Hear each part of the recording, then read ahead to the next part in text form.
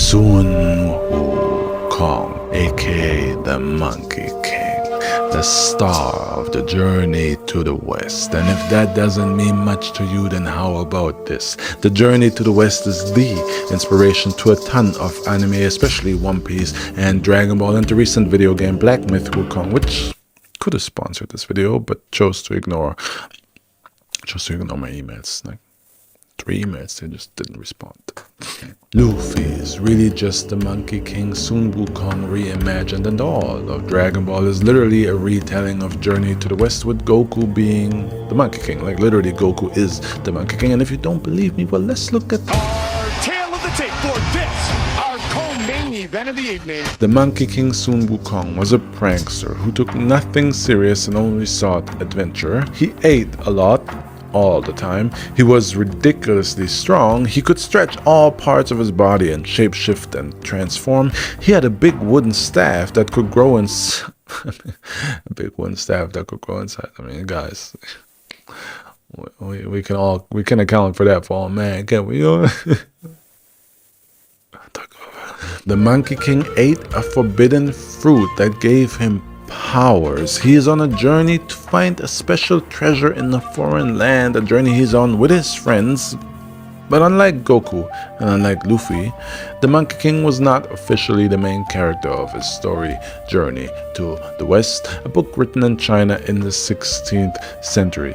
That main character would actually be a monk, which count that. Specifically, the monk Tang San Zhang. But because authentic monks are actually super boring goody two-shoes by nature, the Monkey King really takes front stage and center in the Journey to the West. So let's retell a 2,000-page epic in 20 minutes. No biggie.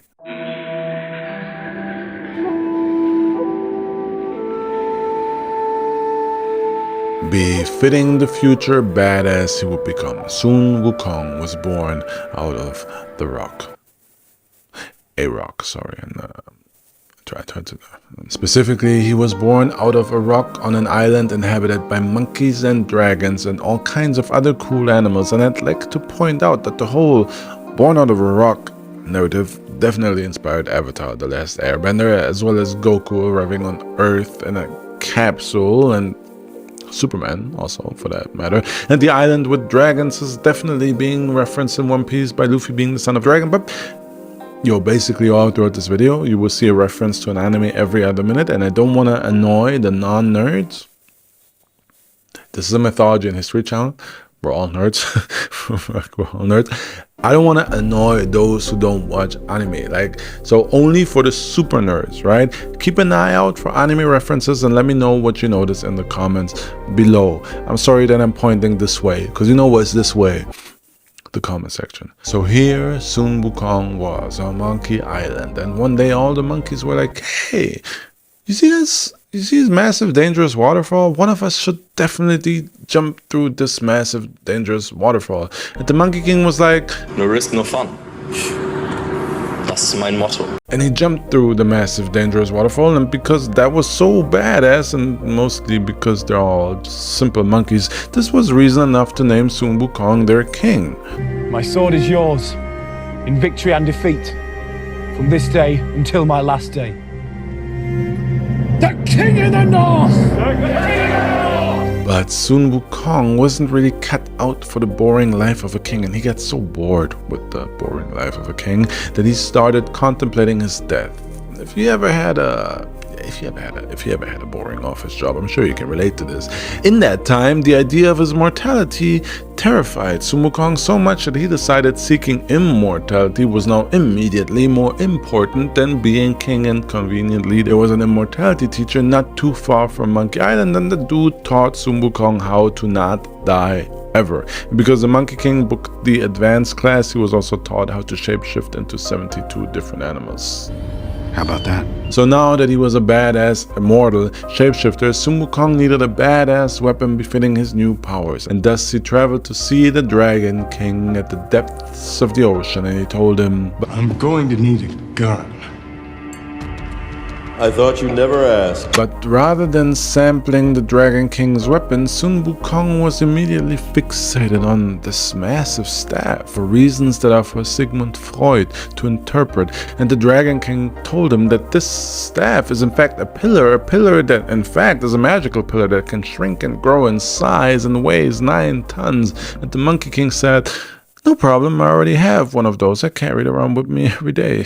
So Sun Wukong claimed the staff as his personal weapon and then told the Dragon King that he also needs some badass threats to go with his badass new weapon and his badass powers of immortality. Because he can't just be running around naked with 2 massive heavy staffs.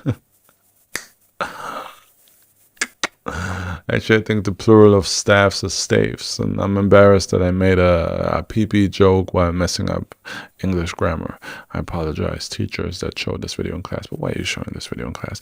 And because the Dragon King said he didn't have any cool threats for Sun Wukong just stole a magic code and left.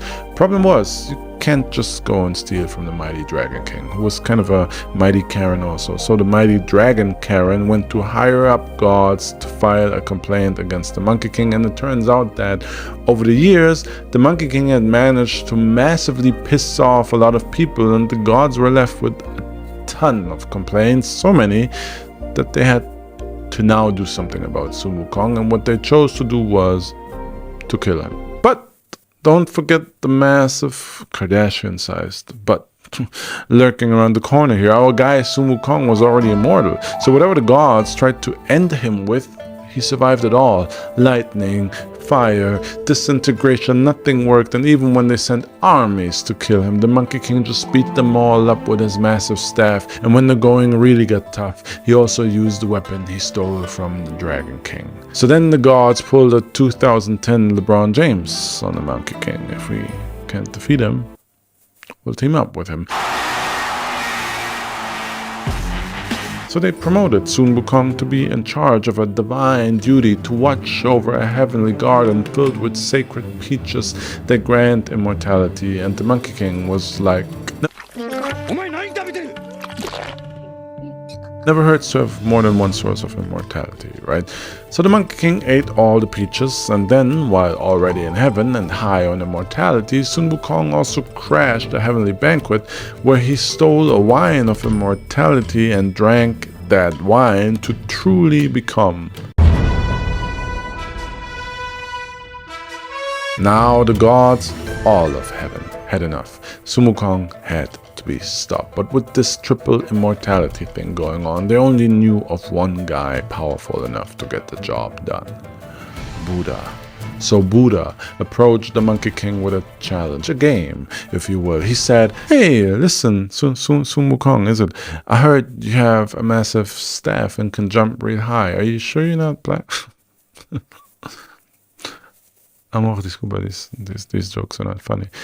"I challenge you to jump into my palm and leave it." That's what he told him. "I challenge you to jump into my palm and leave it." And because Sun Wukong had the brittle ego of a grown man who constantly makes penis jokes, he couldn't turn down a challenge, and without thinking twice, he jumped into Buddha's palm.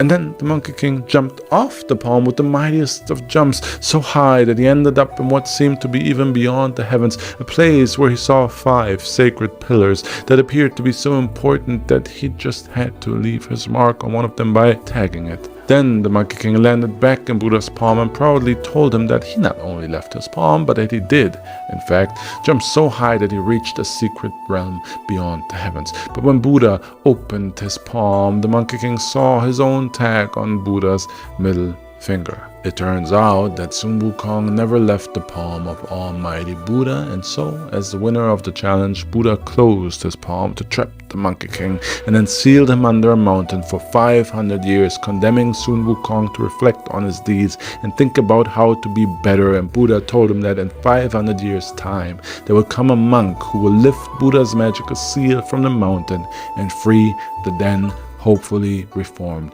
Monkey King. And that monk shall be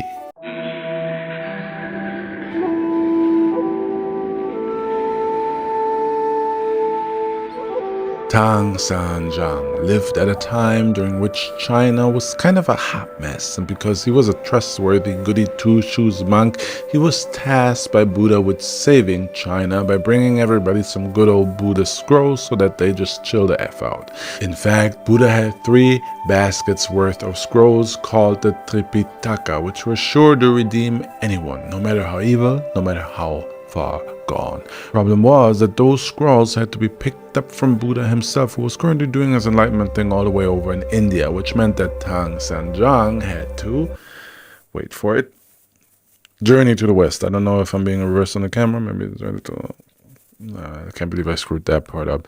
But because Tang Sanjiang is a super boring main character and the journey to the west can't go 5 minutes without the Monkey King, the monk immediately came across the mountain that Sun Wukong had been trapped under for the past 5 centuries. And Sun Wukong was like, yo, are you a monk?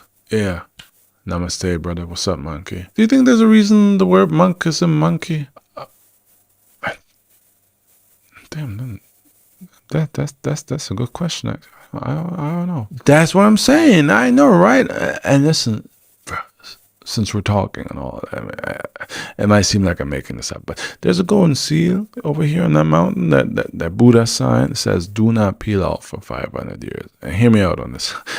It might seem like a lie, but it's actually been 500 years exactly. Peel it off, please. So Tang Sanjiang freed Sun Wukong, and as a thank you, the Monkey King said he would accompany him on his journey to the west because he's a good, reformed, helpful Monkey King now. And as a thank you for his help, Tang Sanjiang then placed a pretty tiara on Sun Wukong's head so that he feels like a cute special princess, except it wasn't a tiara. It was a magical golden headband designed by Buddha himself and given to the monk, who all along knew exactly who this Monkey King was and now had just placed a headband on him that with a magical cantation shrinks in size to cause agonizing pain to whoever wears it, headaches so strenuous that it will render even an immortal immobile. So basically, the Monkey King joining Tang Sanjiang on the journey was the Chinese monk making the Monkey King do forced labor. Typical China. I'm gonna get cancelled for this video. Before Tang Sanjiang met the Monkey King, he actually initially set off on his journey with an entourage of monks that were supposed to complete the journey under his leadership. But literally right out of the gates, all of the monks got kidnapped by demons and were all killed. Not just killed, eaten, actually, because demons at the time commonly believed that eating monks would make them immortal. Tang Sanjiang was of course not eaten. He escaped the monk feast on his white horse and then he ran to the Monkey King. Enter a fancy golden tiara that induces forced labor, and here we are. The monk peels Buddha's seal off the mountain and the Monkey King busts out of his captivity like me on December 1st. Also, you should know that since this journey was to retrieve Buddhist scrolls known as the Tripitaka, from this point on the monk started to call himself Tripitaka. So Tang Sanjiang is now Tripitaka. And from here on out, the Monkey King served as Tripitaka's bodyguard, and at literally the next group of demons that tried to taste some monk meat, Sun Wukong proved his worth because the Monkey King was all like,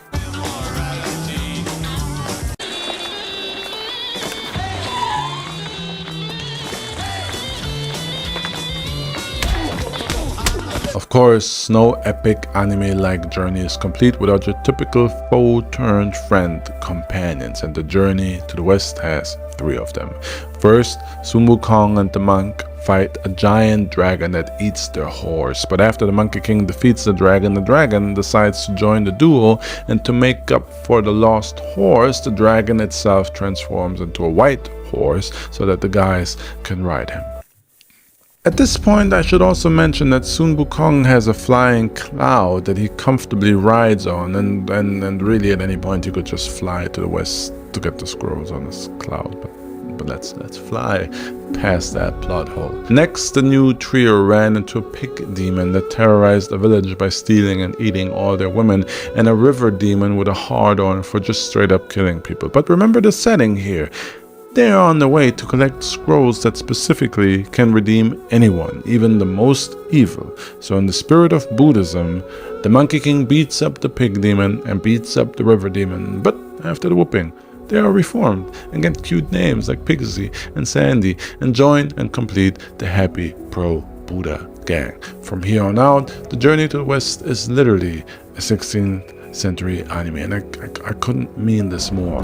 Literally, the main theme is that every major mountain or river they need to cross, or every village they pass through, either they need to help someone or defeat someone, or help someone by defeating someone to get to the next stop of the journey. And most of the time, the someone they need to defeat is a demon that kidnaps Tripitaka, because remember, every demon wants to eat his holy meat.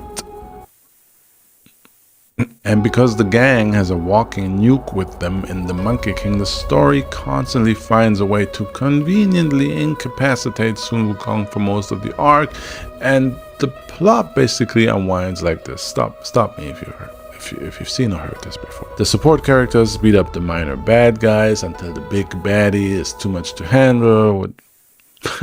Which that's just unrealistic, because the big baddies are never too much to handle. You don't know, like, my girlfriend is sitting behind the camera as I'm doing these jokes. She doesn't speak English, so it's okay. The big bad guy proves to be too much for the support characters, and the actual main character makes it out of whatever kept him busy or incapacitated, and he saves the day. Every lengthy adventure story ever used this plot line at some point, and Journey to the West invented it, with Pigsy and Sandy constantly fighting the minor bad guys until Sun Wukong takes down the main boss. But the Journey to the West is not all about fighting. In between the battles, there are some beautifully weird arcs with serious filler vibes, like Sun Wukong having an immortality contest with other immortals in which everyone proves their immortality by being beheaded, boiled, or having their heart removed. Or the silly type of filler arcs like a tiger demon ripping off his skin and throwing it over a rock so that the gang fights the rock while the skinless tiger demon kidnaps Tripitaka. Or the one where a giant chicken demon fights a scorpion demon over the right to kidnap and eat Tripitaka. Or the one where the OG damsel in distress, Tripitaka, is kidnapped to be married, but then is kidnapped away from his kidnapper by a demon who also wants to marry and then eat him. But my personal favorite filler arc in Journey to the West is what I like to call the gang arrives in a village made up of entirely women who reproduce by drinking the water from a river that magically gets them pregnant. I think you can see where this is going. Tripitaka and Pigsy are thirsty, so they accidentally drink from the river and get pregnant. So then Sandy and Sun Wukong have to look for the antidote, which is magical water that makes you unpregnant, only found within a well hidden away in a mountain protected by an angry evil demon. So basically an abortion clinic protected by angry Republicans. This is where the video got unsponsored, if you're wondering. So Sandy and Sun Wukong journey through the mountain to fight the evil anti-choice demon that guards the abortion water. And I mean, remember that this is a book written in the 16th century. Also, like every anime, the Journey to the West even has your typical the group falls apart arc, where they have to find back together. A spirit demon shapeshifts into a beautiful woman to kidnap Tripitaka, because again, every demon wants a piece of that monk meat. The demon's female form is so convincingly post-op that it fools everybody and Tripitaka, who willingly goes with the demon, which I don't think that's very monk-like, bro, but, you know.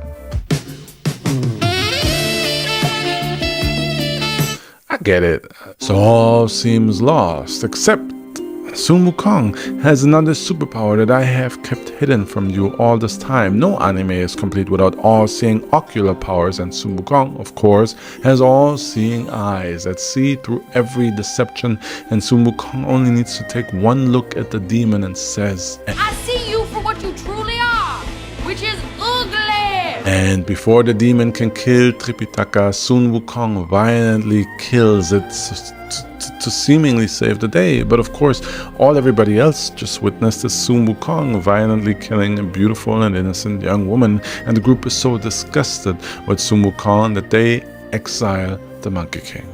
Betrayed by the friends he had traveled with for years, a heartbroken Sun Wukong returns home to Monkey Island, only to find that in his absence, his home, his kingdom, had been overrun, and all the monkeys had been enslaved by one of the many enemies Sun Wukong made in his days. And so, on some real Anakin thing, the Monkey King slays the invaders and lets out all the rage and pain of his friend's betrayal, slaughtering everybody who dared to lay the finger on his Monkey Kingdom. They're dead. Every single one of them. And not just the men, but the women. And the children, too. Basically, whatever arc you know of epic TV or movies, Journey to the West did it first. It truly is an epic with a capital epic. Best Buddhism marketing campaign ever. And of course, this book is very much a Buddhism marketing campaign, and all this violence and all these arcs have a point, which is the group overcoming obstacles, overcoming their inner demons and fears, leaving their past behind, and letting go of any prejudice they might be holding on to, all on the path to inner peace, on their way to finally reaching Buddha at the end of their 15-year journey to collect his holy Buddhist scriptures set to heal and reform all. And when they finally hold the scriptures in their hands at the end of the journey, the Buddhist scriptures are empty. This is some bullshit. Because all this time, the journey was the goal. The journey was the true path to enlightenment. And of course, the rest of China, who's still deep in the BS, didn't complete this journey. So they're not feeling particularly enlightened right about now and still need that Buddhism in their lives. So Buddha's like, psych! And he does hand the group the original 3 baskets of Buddha scrolls, the Tripitaka, which the group then delivers to China. And for their journey, they are rewarded with Buddhahood. Specifically, Sun Wukong and Tang Sanjiang achieve Buddhahood, while Sandy, Pigsley, and the Dragon Horse are honored with divine labor duties like cleansing altars, which sounds like a punishment to me, to be honest. But hey, we can't all have a happy ending unless you go to specific massage parlors. And on that note, I'd like to recommend, in case you didn't know, I have a YouTube membership now. There's a link in the description. That's YouTube membership, join, yada yada yada. It's the same as my Patreon if you've been following this channel for a while. My Patreon, I give you all my artwork, 30 exclusive videos, you get my scripts, you get a live stream every weekend. There's a bunch of stuff that you get by becoming a YouTube member. I will not keep any videos from anybody else, but YouTube members just get more. Right? So if you're interested in that, do click that link in the description. You can read all the benefits, and in general, do know that by becoming a YouTube member, you support this form of education, this form of journalism, if you will, which is very views based right now, and it's a full-time job for me. So any support does go a long way, but at the same time, every view, every comment, every like, every subscription goes a long way. And anybody who watched this video until this very point, thank you. Thank you so much.